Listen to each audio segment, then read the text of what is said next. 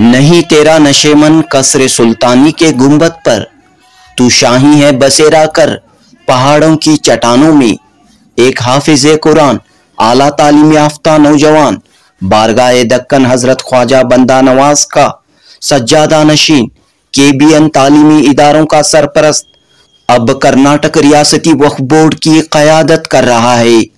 शहर हुबली में हुई सूफी संत कॉन्फ्रेंस में तमाम कायदीन, अमायदीन, अकाबिरीन, मशाइखीन ने इस बात पर खुशी का इजहार किया कि वक्फ बोर्ड के लिए एक काबिल सलाहियत याफ्ता शख्स का इंतखाब अमल में आया है।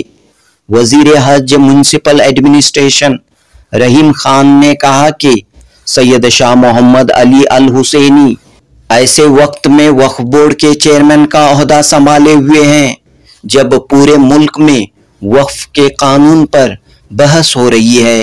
वक्फ के मामलात नाजुक दौर से गुजर रहे हैं।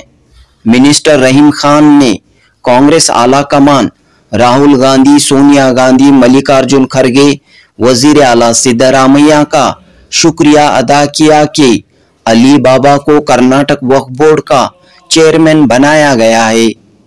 सूफी संत कॉन्फ्रेंस के इनाकाद में अहम रोल अदा करने वाले नीलंगा शरीफ के सज्जादा नशीन सैयद शाह हैदर वली ने कहा कि हुसैन का शहजादा जब वक्फ बोर्ड की कुर्सी पर बैठ रहा था तो वक्फ जमीनों को हड़पने वालों की, वक्फ जमीनों को हथियाने वालों की नींदें हराम हो गईं। हैदर वली ने कहा कि वक्फ बोर्ड खालिस मजहबी इदारा है, लेकिन अफसोस के वक्फ बोर्ड को सियासतदानों का अखाड़ा बनाया गया है। मौजूदा हालात में हमारा मजहबी और सियासी रहनुमा कैसा होना चाहिए, इस पर हैदर वली ने गुफ्तगू की। अली अल हुसैनी उर्फ अली बाबा को वक्फ बोर्ड की जिम्मेदारी सौंपे जाने पर हैदर वली ने मल्लिकार्जुन खड़गे, प्रियंका खड़गे का खुसूसी तौर पर शुक्रिया अदा किया। 26 जुलाई बरोज हफ्ता हुई सूफी संत कॉन्फ्रेंस में हजारों की तादाद में लोगों ने शिरकत की। जुनूबी हिंद न्यूज रिपोर्ट। ऐसे टाइम इतनी बड़ी जिम्मेदारी दी गई है, इसके लिए हमारे ऑल इंडिया प्रेसिडेंट मल्लिकार्जुन खड़गे जी, राहुल जी, सोनिया गांधी जी और हमारे स्टेट के चीफ मिनिस्टर सिद्धरामैया जी मिलके बहुत बड़ी जिम्मेदारी ये और नासिर हुसैन खड़गे क्या बताएं, वो भी बहुत ही जिम्मेदारी से आपको सेलेक्ट किए हैं। तो मैं सबसे पहले मुबारकबाद देता हूं और हकीकत में जो भी ये घराना है, हम कितना भी चाहे तो हम भूल नहीं सकते, क्योंकि आज ये घराना जब वो औलिया जब आए हैं कि हमारे भारत देश में कोई नहीं थे, इस्लाम कुछ नहीं था, ऐसे दौर में वो आके आज सभी समाज के लोगों में उनकी एक जगह दिल में रह के आज लाखों की, करोड़ों की तादाद में वलीअल्लाह ने इस्लाम में हम सब लोगों को प्यार में करोड़ों की तादाद में आज हम हैं। जब कुछ नहीं था तो नहीं डरे, आज किस बात की डर? आज तो लाखों करोड़ों की तादाद में डर किस बात का? इसलिए है क्योंकि हम खुदा को, अल्लाह को छोड़ दिए। अल्लाह को अगर मजबूर हो तो किसी चीज का डर नहीं। इस जुमले का खालिक, इस जुमले को करने वाला, दिल्ली पे राज करने वाला सैयदना निजामुद्दीन औलिया महबूब इलाही ने कहा था, हनूस दिल्ली दूरस। उसका मतलब है दिल्ली अभी दूर है।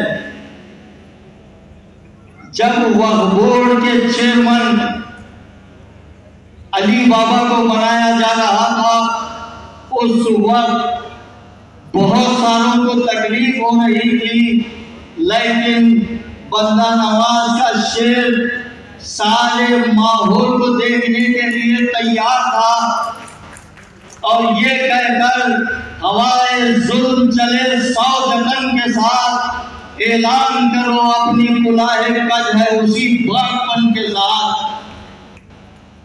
पैदाइश सरदार था सरदार ही रहा, जिस बात से इनकार था इनकार ही रहा। उस हुसैन का शहजादा जब वक्त के कुर्सी पर बैठ रहा था तो कई औकात की जमीन को बेचने वालों की नींद हराम हो गई थी।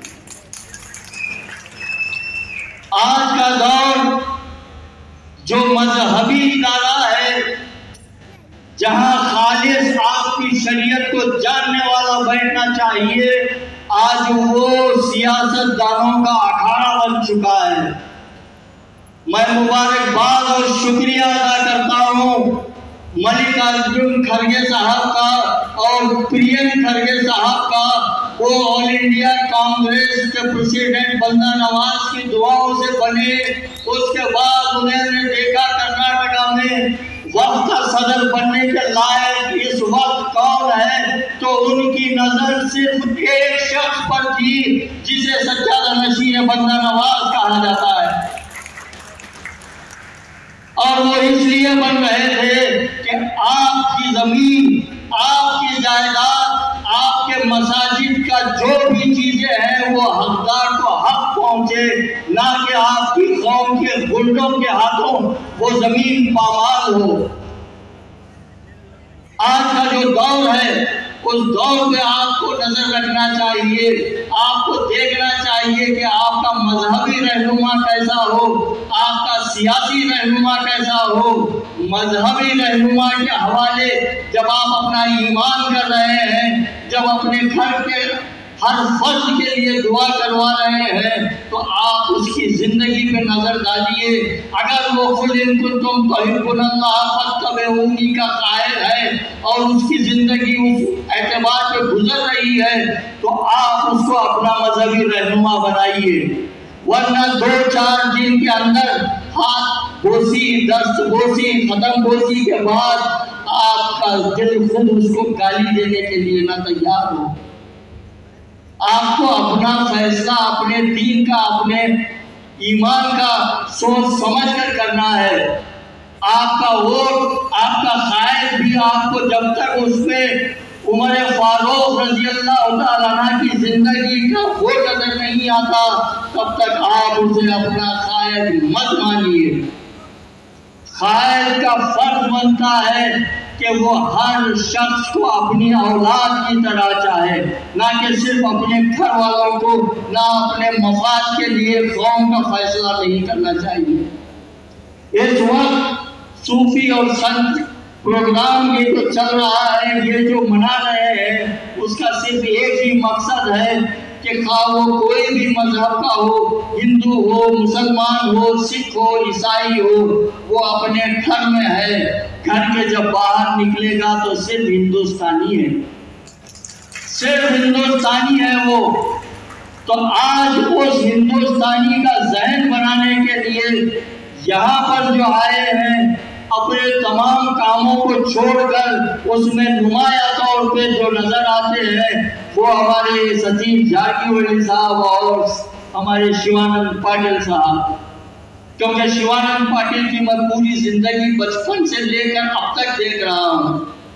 उनके वालिद का जब इंतकाल हो रहा था 40-45 साल कबल, आनंद हॉस्पिटल में मैं और हमारे लोग पूरी रात वहाँ खड़े थे। उसकी वजह ये थी कि उनके खानदान का असर दिल पे था।